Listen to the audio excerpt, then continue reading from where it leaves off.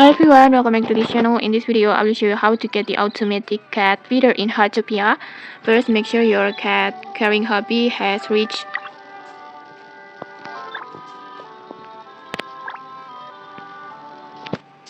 level 5. This one, you will get the automatic feeder 1.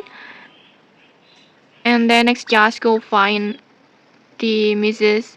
Joan.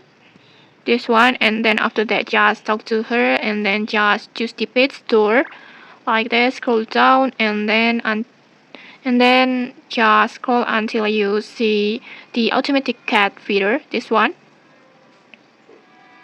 And then once you see it, just purchase it. It costs 30 wishing stars, so make sure you have enough wishing stars.